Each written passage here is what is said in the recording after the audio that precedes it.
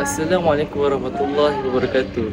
Nama saya Muhammad Kaizrul Safwan bin Kaim Nizam. Boleh panggil saya Kai. Nama saya pula Muhammad Zaim Faris bin Muhammad Fauzi. Kamu semua boleh panggil saya Zaim. Kami dari kelas Bahasa Melayu di pada hari ini, kami ingin mempericikan tentang pandangan dan pemikiran tokoh bahasa pra-merdeka dan pasca merdeka. Bahasa Melayu merupakan bahasa kebangsaan dan lambang jati diri rakyat Malaysia. Perkembangannya sebagai bahasa ilmu, pentadbiran dan perpaduan tidak berlaku secara spontan, tetapi hasil usaha gigih pelbagai tokoh bahasa sejak zaman pra-merdeka hingga pasca merdeka.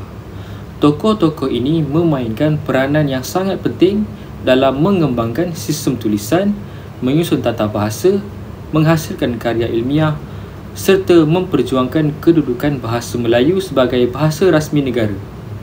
Melalui pemikiran dan sumbangan mereka, bahasa Melayu terus dimartabatkan sebagai wahana ilmu dan identiti bangsa di peringkat nasional dan antarabangsa. Baiklah, mari kita masuk ke pandangan dan pemikiran tokoh bahasa pra-merdeka. Yang pertama iaitu R.O. Winstead. Beliau berpandangan bahawa bahasa Melayu wajar dikekalkan sebagai bahasa ilmu dan pentadbiran tempatan kerana bahasa ini memainkan peranan yang sangat penting sebagai medium pengajaran dan komunikasi rasmi dalam kalangan masyarakat Melayu, khususnya di sekolah dan pentadbiran daerah. Beliau juga berpendapat bahawa bahasa Melayu amat sesuai dijadikan alat penyebaran ilmu, pengetahuan serta pendidikan kerana asas bahasa ini sangat mudah difahami oleh rakyat tempatan. Seterusnya, mempunyai sistem tata bahasa yang tersusun dan kaya dengan kosakata yang mampu menampung pelbagai bidang ilmu moden tanpa menjejaskan identiti bangsa Melayu. Walau bagaimanapun, Winstead tidak menyokong sepenuhnya usaha menjadikan bahasa Melayu sebagai bahasa rasmi di seluruh tanah Melayu bagi menggantikan bahasa Inggeris.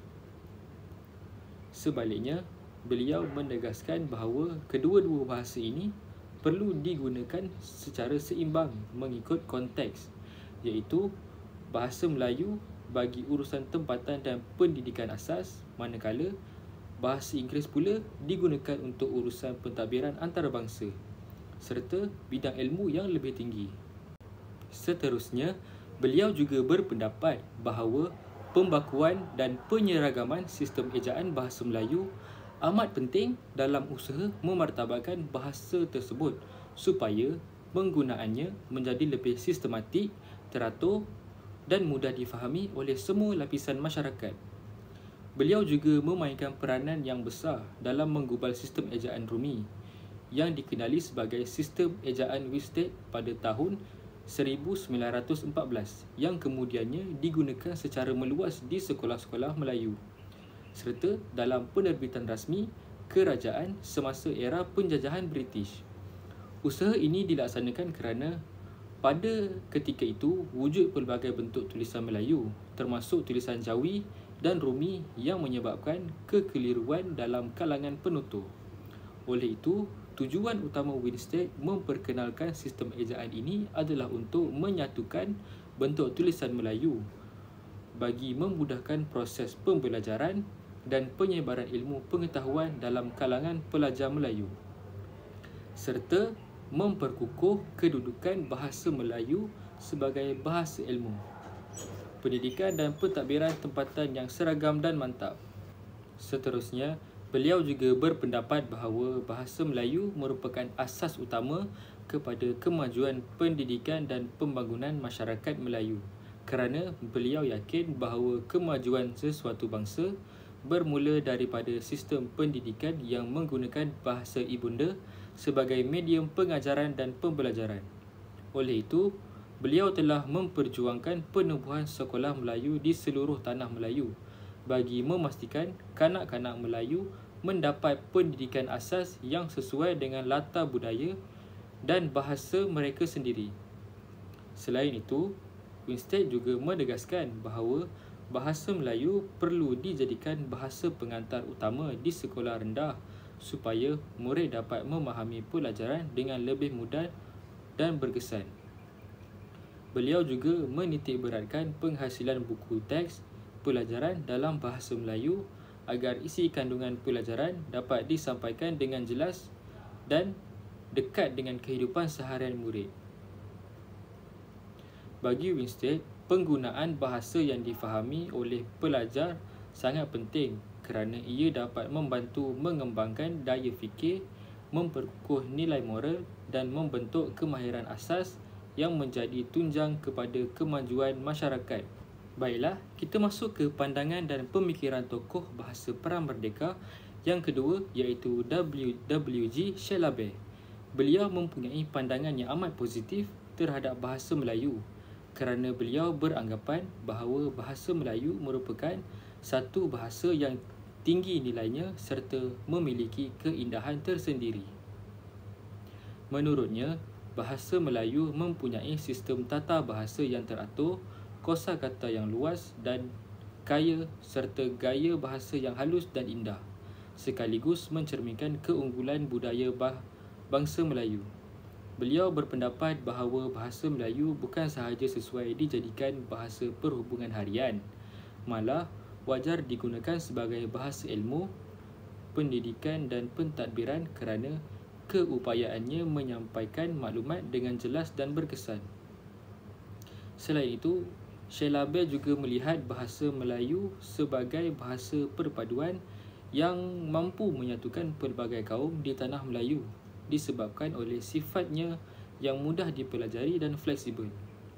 Beliau juga berpandangan bahawa bahasa Melayu klasik perlu dimodernkan agar sesuai dengan perkembangan zaman serta berfungsi sebagai bahasa ilmu pengetahuan yang dapat digunakan dalam bidang akademik dan profesional, sekaligus mengangkat martabat bahasa Melayu ke tahap yang lebih tinggi.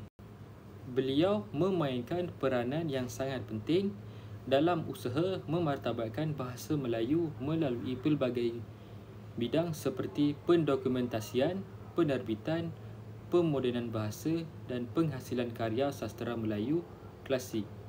Dalam usaha pendokumentasian dan pentadbiran, beliau telah menyusun serta menerbitkan banyak karya penting dalam bahasa Melayu termasuk Kamus Melayu Inggeris dan Kamus Inggeris Melayu yang menjadi rujukan utama pada zamannya. Selain itu, beliau turut menghasilkan buku tata bahasa Melayu iaitu Malay Grammar yang membantu golongan bukan Melayu memahami struktur dan sistem bahasa Melayu dengan lebih mudah dan teratur. Beliau juga menubuhkan percetakan Methodist iaitu Methodist Publishing House di Singapura pada penghujung abad ke-19 yang menerbitkan pelbagai bahan bacaan dalam bahasa Melayu seperti buku agama, buku pelajaran dan karya kesusasteraan klasik yang memperluas penggunaan bahasa Melayu dalam pelbagai bidang ilmu. Dari segi pemodenan bahasa Melayu, Shellabear menekankan kepentingan menyeragamkan sistem ejaan dan tata bahasa agar bahasa ini lebih mudah digunakan dalam bidang pendidikan, pentadbiran dan komunikasi rasmi. Beliau juga memperkenalkan pendekatan fonetik dalam sistem ejaan supaya sebutan dan tulisan menjadi lebih konsisten, jelas dan mudah difahami oleh semua lapisan masyarakat. Usaha beliau ini menjadi asas penting kepada perkembangan ejaan Romi Melayu moden sebelum kemunculan sistem ejaan Zabbar pada tahun 1930, sekaligus menunjukkan sumbangannya yang besar terhadap pembentukan sistem tulisan Melayu yang lebih sistematik dan teratur. Selain itu, dalam bidang penerbitan karya sastera Melayu, Shellabear banyak menyunting dan menerbitkan semula naskah-naskah klasik Melayu yang berharga seperti Sejarah Melayu, Hikayat Abdullah dan Hikayat Hang Tuah. Beliau menilai karya-karya ini sebagai khazanah warisan bangsa Melayu yang perlu dipelihara, dikaji dan diperkenalkan kepada dunia luar sebagai bukti kehalusan pemikiran serta keindahan budaya masyarakat Melayu. Melalui usahanya dalam menyunting, menulis dan menerbitkan karya-karya tersebut, beliau bukan sahaja berjaya memelihara warisan kesusasteraan Melayu lama, tetapi turut menjadikan bahan rujukan yang penting dalam bidang akademik dan kajian bahasa. Secara keseluruhannya, pemikiran dan sumbangan beliau telah membuka jalan ke arah pemodenan, penyebaran dan pemartabatan bahasa Melayu sebagai bahasa ilmu. Baiklah, kita masuk ke tokoh yang ketiga, iaitu O.T. Dusek. Beliau berpandangan bahawa bahasa Melayu mempunyai potensi yang sangat besar untuk dijadikan sebagai bahasa ilmu dan bahasa pengantar utama dalam sistem pendidikan, khususnya di peringkat rendah bagi murid-murid Melayu di sekolah vernakula. Menurutnya, penggunaan bahasa Melayu dalam proses pengajaran dan pembelajaran amat penting kerana ia merupakan bahasa ibunda yang paling dekat dengan jiwa dan budaya masyarakat tempatan. Dengan menjadikan bahasa Melayu sebagai medium utama dalam penyampaian ilmu asas seperti membaca, menulis dan mengira, murid dapat memahami pelajaran dengan lebih mendalam serta berkesan. Pandangan ini jelas memperlihatkan keprihatinan dan kesedaran beliau terhadap keperluan mewujudkan sistem pendidikan yang bersesuaian dengan latar belakang ibunda pelajar, sekaligus memperkukuh kedudukan bahasa Melayu sebagai bahasa ilmu dan pendidikan di tanah Melayu. Seterusnya, beliau berpendapat bahawa pendidikan dalam bahasa Melayu amat penting bagi melahirkan masyarakat Melayu yang berilmu, berdisiplin serta mampu bersaing dalam arus kemodenan.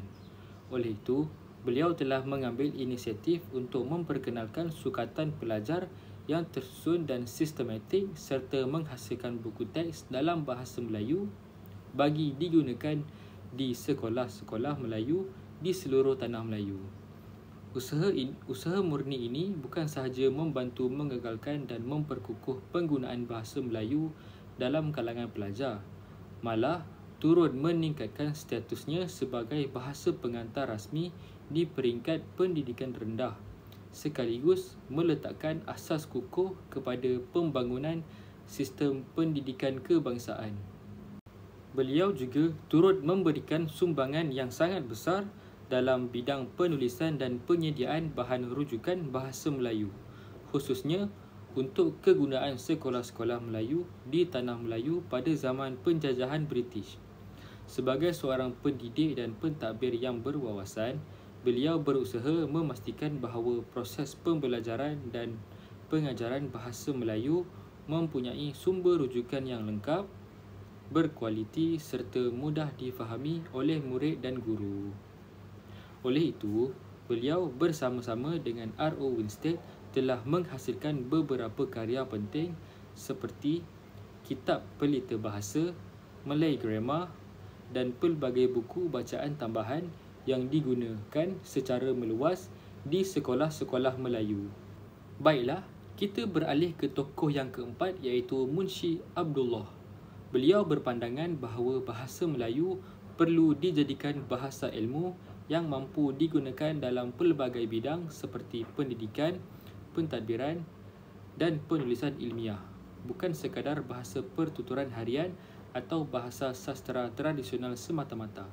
Beliau percaya bahawa kemajuan sesuatu bangsa bergantung pada keupayaan mereka menggunakan bahasa sendiri sebagai medium penyebaran ilmu dan kemahiran moden. Oleh itu, beliau menegaskan bahawa bahasa Melayu harus diperkuat, diperluas fungsinya dan dimodenkan agar mampu menjadi alat kemajuan bangsa Melayu dalam menghadapi perubahan zaman dan perkembangan ilmu pengetahuan. Seterusnya, beliau menolak sikap masyarakat Melayu pada zamannya yang terlalu terikat dengan tradisi lama, khususnya dalam penggunaan gaya bahasa istana yang dianggap terlalu tinggi, berbelit dan sukar difahami oleh rakyat biasa. Beliau berpandangan bahawa bahasa yang sebegitu menghalang penyebaran ilmu serta perkembangan pemikiran bangsa. Oleh itu, beliau memperjuangkan pembaharuan dalam bahasa Melayu dengan menekankan penggunaan bahasa yang mudah, jelas, tersusun dan logik supaya dapat difahami oleh semua lapisan masyarakat tanpa mengira status sosial. Bagi beliau, bahasa yang benar-benar berkesan bukanlah bahasa yang indah dan berlebih-lebihan semata-mata, tetapi bahasa yang mampu menyampaikan ilmu, maklumat serta makna dengan tepat dan berkesan bagi memajukan bangsa Melayu. Bahasa Melayu merupakan bahasa kebangsaan dan bahasa rasmi negara yang berperanan penting dalam pembinaan jati diri serta perpaduan rakyat Malaysia.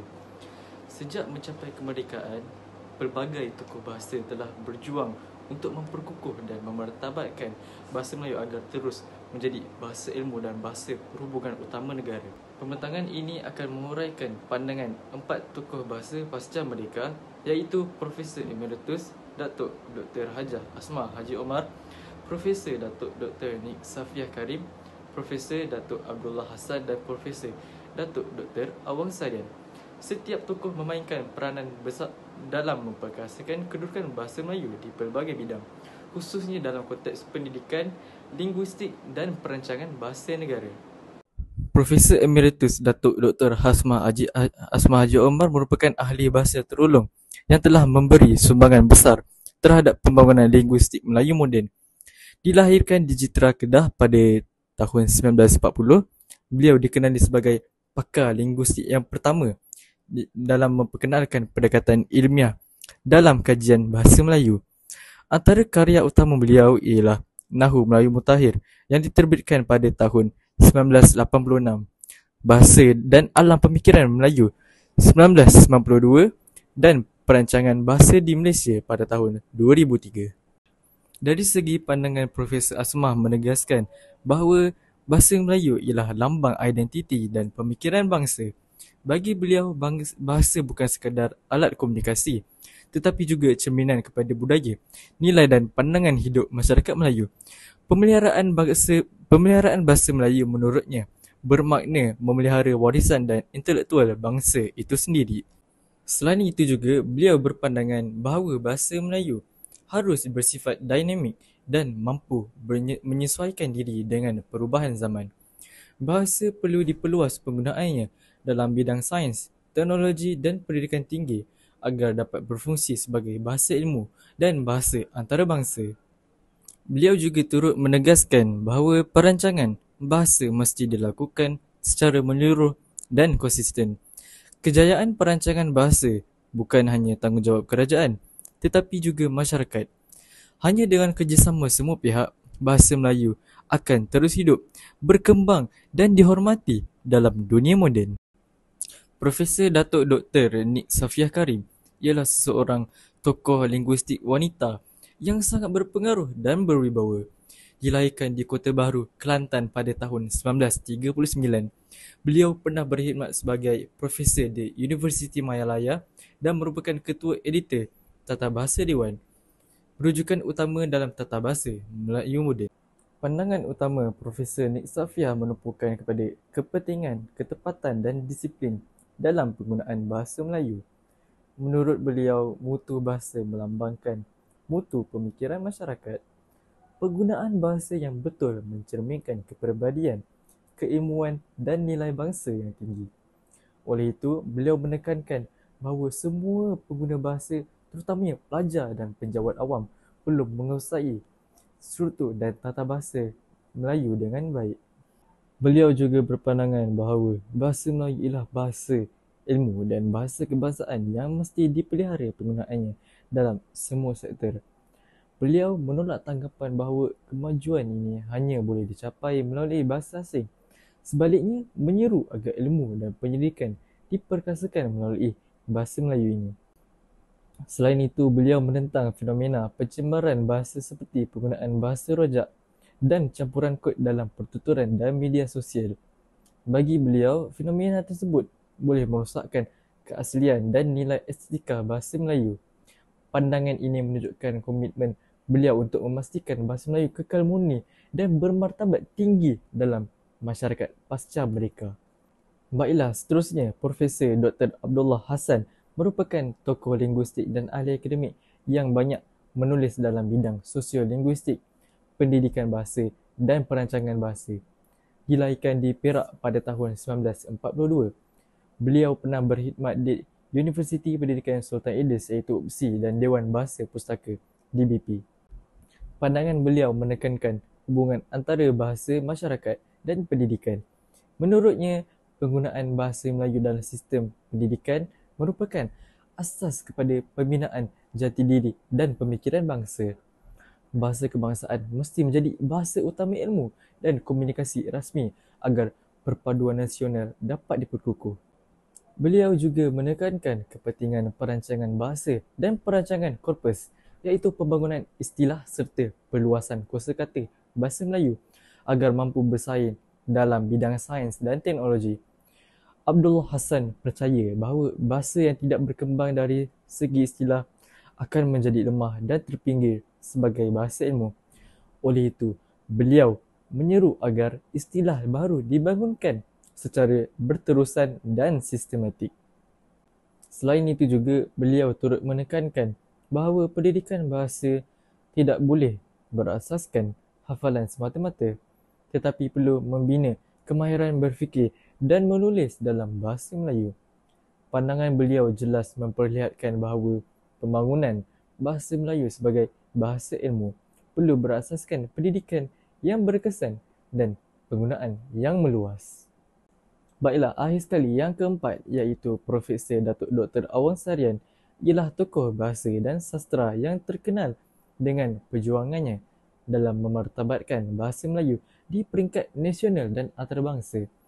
Beliau pernah berkhidmat sebagai Ketua Pengarah Dewan Bahasa dan Pustaka iaitu DBP serta pengerusi lembaga pengelola DBP. Pada pandangan beliau, beliau menegaskan bahawa bahasa Melayu ialah teras jati diri bangsa dan lambang kedaulatan negara. Menurut beliau, kekuatan sesebuah bangsa bergantung kepada sejauh mana rakyatnya menghargai dan mengamalkan penggunaan bahasa kebangsaan dalam kehidupan seharian mereka. Beliau juga berpandangan bahawa bahasa Melayu perlu diperkuatkan kedudukannya dalam bidang pendidikan, pentadbiran, undang-undang, ekonomi dan teknologi.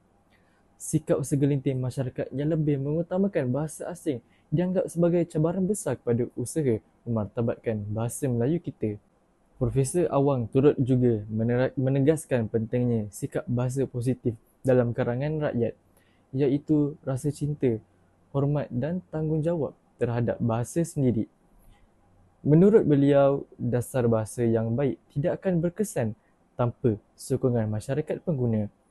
Oleh itu, beliau menyuruh agar setiap warga negara memainkan peranan aktif dalam memperkukuh fungsi bahasa Melayu sebagai bahasa ilmu, bahasa pentadbiran dan bahasa perpaduan. Kesimpulannya, keempat-empat tokoh bahasa yang disebutkan tadi iaitu tokoh bahasa pasca merdeka ini iaitu Profesor Asma Haji Omar, Profesor Nik Safia Karim, Profesor Abdullah Hassan dan Profesor Awang Sarian masing-masing mempunyai pandangan mereka yang tersendiri, namun berkongsi matlamat yang sama iaitu memartabatkan bahasa Melayu sebagai bahasa kebangsaan yang berwibawa dan berdaya saing. Secara keseluruhannya, pandangan tokoh bahasa pra-merdeka banyak menekankan usaha dalam memartabatkan bahasa Melayu sebagai bahasa perpaduan dan lambang jati diri bangsa. Bagi tokoh pasca merdeka pula, mereka berfokuskan kepada pemantapan bahasa Melayu dalam sistem pendidikan, pentadbiran dan dunia global. Kedua-dua ini sangat memainkan peranan yang penting kerana ianya dapat memperjuangkan kesinambungan bahasa Melayu sehingga ke hari ini. Sekian sahaja daripada kami. Wabillahi taufiq wal hidayah. Wassalamualaikum warahmatullahi taala wabarakatuh.